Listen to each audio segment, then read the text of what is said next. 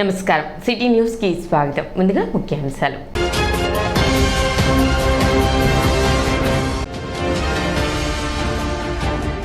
June 4వ తేదీ counting నేపథ్యంలో తెనాలి మండలం తేలప్రోలు గ్రామంలో కార్డెన్ సెర్చ్ నిర్వహించిన పోలీసులు.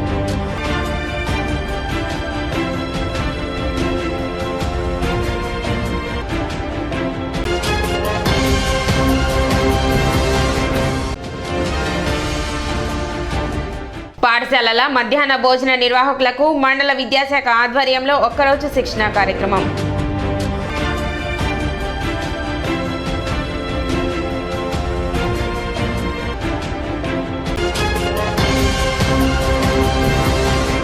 పాఠశాలలో మధ్యాహ్న భోజన నిర్వాహకులకు శిక్షణ కార్యక్రమం కొత్తపేటలోని మున్సిపల్ బాయ్స్ హై స్కూల్ నందు నిర్వహించారు. రాష్ట్ర స్థాయిలో శిక్షణ పొందిన శాంతమ్మ కార్యక్రమానికి రీసోర్స్ పర్సన్ గా వ్యవహరించారు. ఎంఈఓ జయంత్ బాబు ఈ శిక్షణ కార్యక్రమాన్ని పర్యవేక్షించారు. ఈ సందర్భంగా ఆయన మాట్లాడుతూ విద్యార్థులందరికీ రుచికరమైన పౌష్టికాహారం అందించేందుకు ఈ శిక్షణ కార్యక్రమం చేపట్టినట్లు తెలిపారు. అనుభవజ్ఞులైన చెఫ్లచే శిక్షణ ఇస్తున్నట్లు చెప్పారు. వంట తయారీ ఏ విధంగా ఉంటుంది, ఏ పదార్థాలు ఎంత పరిమాణంలో వాడాలి, పోషక విలువలు పోకుండా వంట ఏ విధంగా చేయాలి అనే వాటిపై శిక్షణ ఇస్తున్నట్లు తెలిపారు.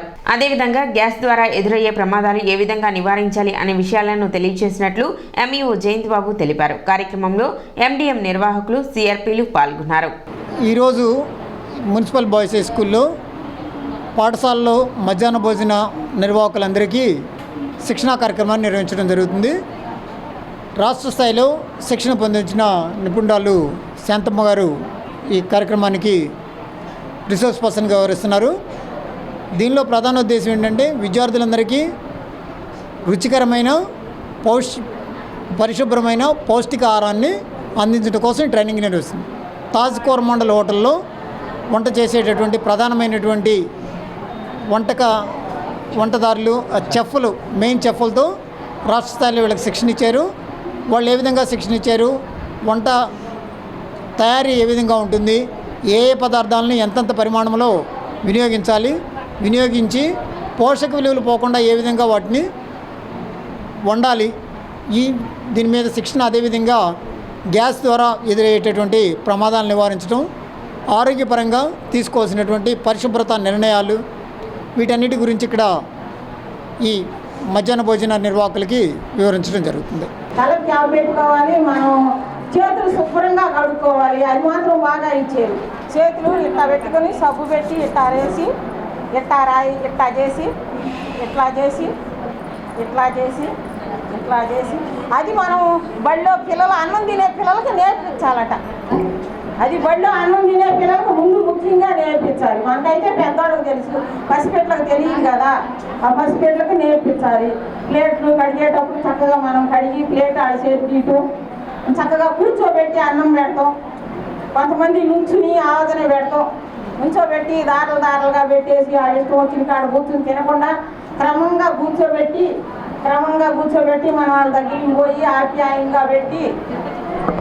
ఆప్యాయంగా పెట్టాలని చెప్పారండి.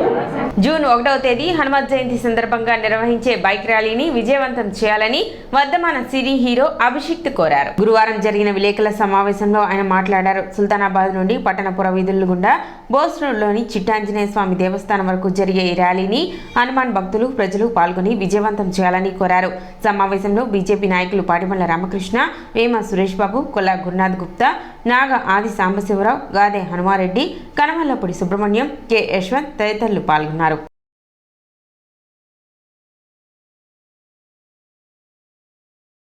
జూన్ 1వ తేదీ సాయంత్రం 4 గంటలకి సుల్తానాబాద్ ఆంజనేయ స్వామి గుడి వద్ద నుండి భారీ బైక్ ర్యాలీ జరుగుతూ ఉంది.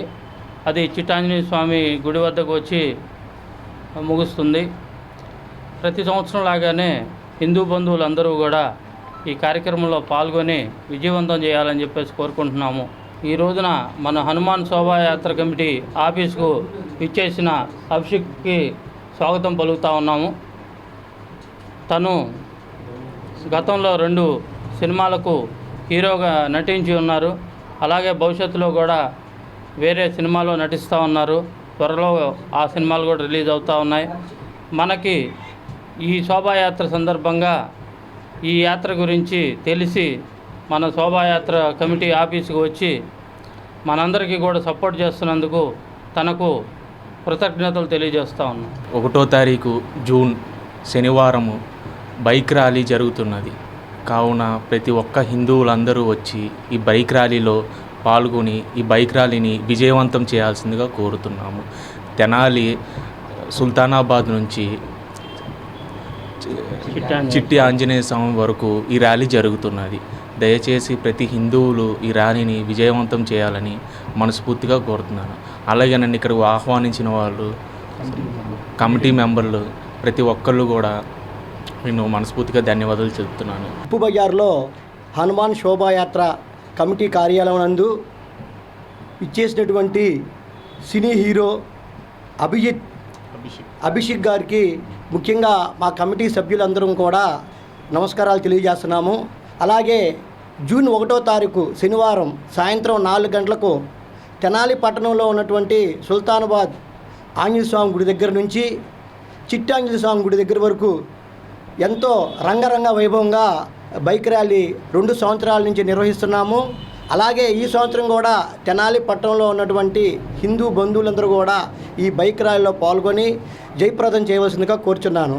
అలాగే సింధూరంతో నిండినటువంటి రహదారుల నందు స్వామివారు ముందుండి ఈ ర్యాలీని నిర్వహిస్తున్నారు. జూన్ 4న జరగనున్న ఎన్నికల కౌంటింగ్ నేపథ్యంలో తెనాలి మండలం తేలప్రోలి గ్రామంలో పోలీసులు కార్డన్ సెర్చ్ నిర్వహించారు. తనిఖీల్లో భాగంగా సరైన పత్రాలు లేని వాహనాలను అదుపులోకి తీసుకున్నారు.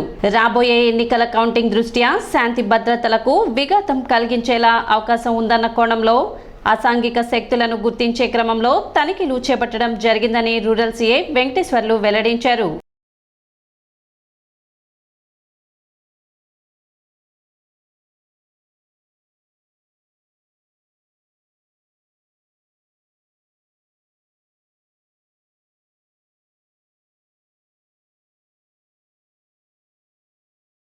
గుంటూరు జిల్లా ఎస్పీ గారు ఆదేశాల మేరకు అలాగే ఎలక్షన్ సందర్భంగా కొన్ని గ్రామాల్లో కొన్ని ప్రాంతాల్లో శాంతి భద్రతల దృష్ట్యా ఈరోజు ఈ విలేజ్లో కార్డన్ సెర్చ్ ఆపరేషన్ చేయడం జరిగింది. మా సబ్ డివిజన్ పోలీసులందరి సహకారంతో ఈ రోజున మొత్తం తేలప్రోలు విలేజ్లో జరిపిన కార్డన్ సెర్చ్లో మొత్తం 37 మోటార్ సైకిళ్ళు, 2 ఆటోలు సరైన పత్రాలు లేనందున వాటిని సీజ్ చేసి పోలీస్ స్టేషన్కు తరలించడం జరుగుతుంది.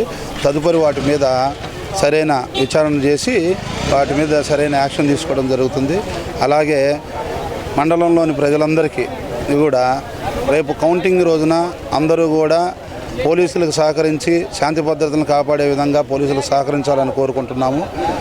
అలాగే ఎవరైనా సంఘ విద్రోహ శక్తుల్లాగా మారి ఏదైనా గొడవలకు అల్లర్లకు పాల్పడితే చాలామందిని బైండ్ ఓవర్ చేయడం జరిగింది. ఆ బాండును కూడా బ్రీచ్ చేయించి వాళ్ళతోటి ఆ బాండు విలువ ₹1,00,000 కట్టించే విధంగా యాక్షన్ తీసుకోవడం జరుగుతుంది.